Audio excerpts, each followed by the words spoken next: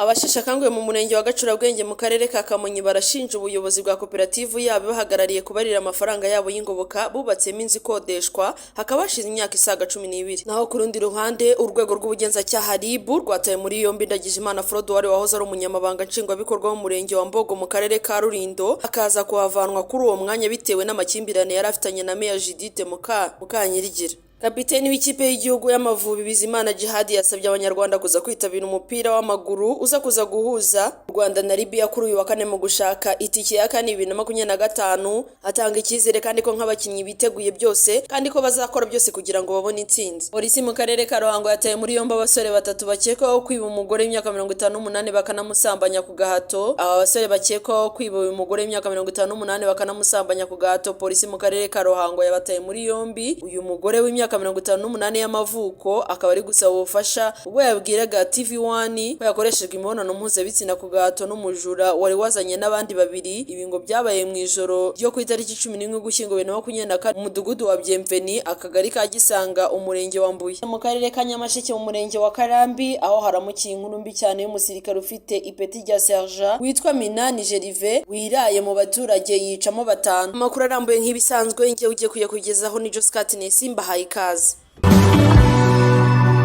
Abasheshakanguhe mu murenge wa Gacurabwenge mu karere ka Kamonyi barashinja ubuyobozi bwa koperative yahagarariye kubarira amafaranga yabo y'ingoboka bubatsemo inzu ikodeshwa hakaba hashize imyaka isaga 12. Bavuganye n'umuseke n'abageze mu zabukuru barenga 10 bahagarariye bagenzi babo basaga 200. Bavuga ko Perezida Paul Kagame akimara kubagenera amafaranga y'ingoboka bigira inama yo kuyabyaza umusaruro buri kwezi. Bakaba barashinze koperative bisaba Dahigwa, ubuyobozi bwa koperative bukajya bukata buri wese 1/2 cy'ayo mafaranga ahabwa. Bagera ubwo bayubakisha inzu bazajya bakodesha n'abafite ubukwe, inama n'amahuru ndetse n'ibindi birori byitabirwa n'abantu benshi. Bakaba bavuga ko rero kuva iyo nyubako yakuzura bahawe 10,000 buri munyamuryango wese, andi mafaranga yavuye mu bukode bakaba batazi irengero ryayo. Umukecuru wavuganye n'umuseke ariko akaba atifuje kugaragaza amazina ye yagize ati usibye mu gihe cy'icyorezo cya COVID-19 cyari kimeze nabi, ubundi iyi nyubako nta na rimwe igibaho nta mukiriya ifite, byibura buri cyumweru iba ifite abakiriya. Uyu mubyeyi akomeza avuga ko kandi ubuyobozi bwabo bwayikodesheje n'urusengero mu gihe kitari gitoya. Mugenzi we nawe yunze murye avuga ko beruka gutumirwa mu nama mu myaka ishize. Muri iyo nama bakaba barabwiye ko imicungire y'amafaranga yabo bazajya bayabaza ababahagarariye.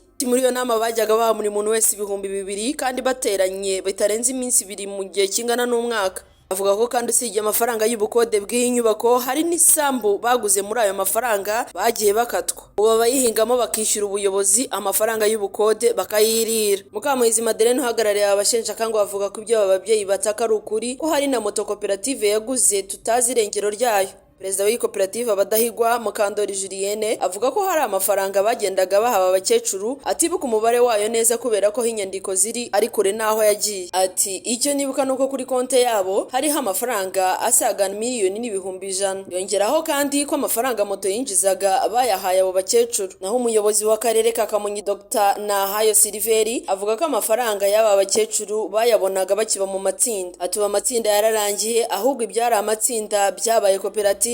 Yakomeje agira ati kandi iki kibazo kirakomeye tugiye kugikurikirana turebe imicungire y'aya mafaranga y'iyi koperative n'ibikorwa byayo. Ikiganiro kirambuye abo bakecuru bagize kandi bagaragaza agahinda kabo nuko ngo muri bagenzi babo harimo abitabye Imana batariye ku mafaranga umukuru w'igihugu yabageneye. Amakuru yacu tuyakomereje ku rwego rw'ubugenzacyaha RIB yataye muri yombi Ndagijimana Frodoir wahoze ari umunyamabanga nshingwabikorwa w'umurenge wa Mbogo mu karere ka Rulindo akaza kuvanwa kuri uwo mwanya bitewe n'amakimbirane afitanye na Meya Judith Mukanyirigira.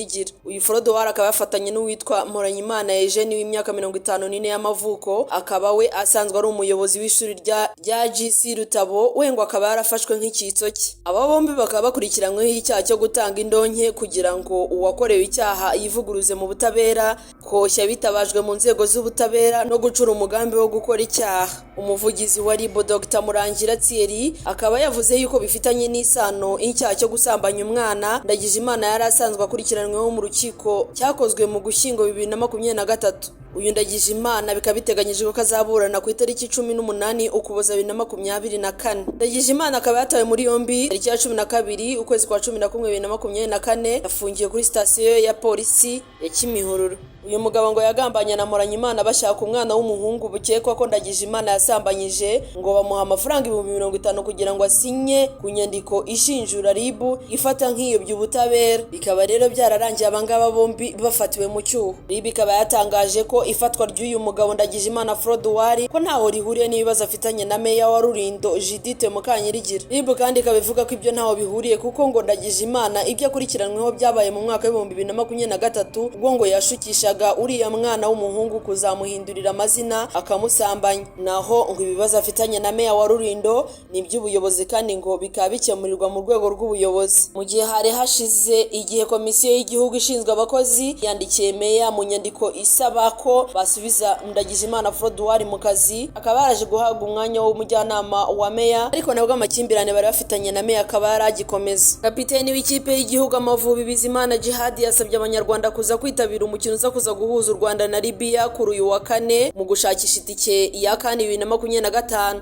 Yizeza ko nk'abakinnyi biteguye kandi ko baza kuza gutahana intsinzi. Ni mu gihe u Rwanda ruzakira Libya mu mukino w'umunsi wa gatanu wo mu itsinda rya D ryo gushaka itike y'igikombe cya Afurika cya 2025 kizabera muri Maroc, urabera muri Stade Amahoro kuri uyu wa kane tariki ya 14 Ugushyingo 2024 saa 12 z'umugoroba. Mu karere ka Nyamasheke mu murenge wa Karambi aho haramukiye inkuru mbi cyane y'umusirikare ufite ipeti rya sergent witwa Minani Jerive wiraye mu baturage yicamo 5. Itangazo rya RDF rivuga ko uyu musirikare yafashwe akaba afunzwe mu gihe hagikorwa iperereza ryisumbuye. Amakuru tarifikeje umwe mu baturage baho byabereye avuga ko umusirikare yabanje gutonganya abantu babiri hanyuma akaza kubarasa akabica. RDF ivuga ko idashyigikiye ibyabaye kandi ko ari ibintu bibabaje. Polisi mu karere ka Ruhango yataye muri yombi abasore 3 bakekwaho kwiba umugore w'imyaka 58 bakanamusambanya ku gahato. Aba basore bakekwaho kwiba uyu mugore w'imyaka 58 bakanamusambanya ku gahato, polisi mu karere ka Ruhango yabataye muri yombi. Uyu mugore w'imyaka 58 y'amavuko akaba ari gusaba ubufasha ubwo yabwiraga TV1 ko yakoreshejwe imibonano mpuzabitsina ku gahato n'umujura wari wazanye n'abandi babiri. Ibi ngo byabaye mu ijoro ryo ku itariki 11 Ugushyingo 2024 mu mudugudu wa Byemveni, akagari ka Gisanga, umurenge wa Mbuye. Umuvugizi wa polisi mu ntara y'Amajyepfo CP Emmanuel Habiyaremye yemereye Umuseke ko aba basore 3 bakekaho gukora biriya bataye muri yombi bamaze gusambanya uwo mubyeyi. Polisi ivuga ko bariya basore bari mu kigero cy'imyaka 23 na 31 bibye uriya mubyeyi matera, imyenda n'inkweto basanze mu rugo rwe. Uriya mugore we asaba ubufasha avuga ko bamwibye ibintu hafi ya byose atunze. CP Emmanuel Habiyaremye yabwiye Umuseke ko abafashwe bose bafungiye muri sitasiyo ya polisi ya Byimana. Polisi irashishikariza abaturage gutanga amakuru ku bafite imyitwarire iteye amakenga bakoresha cyangwa bakwirakwiza ibiyobyabwenge nk'imwe mu mpamvu nyamukuru y'ubugizi bwa nabi. Abakozi rero ko babanye natwe nk'ibisanzwe ari Joscat Nesi, dusubire mu makuru akurikira. Abashimiye.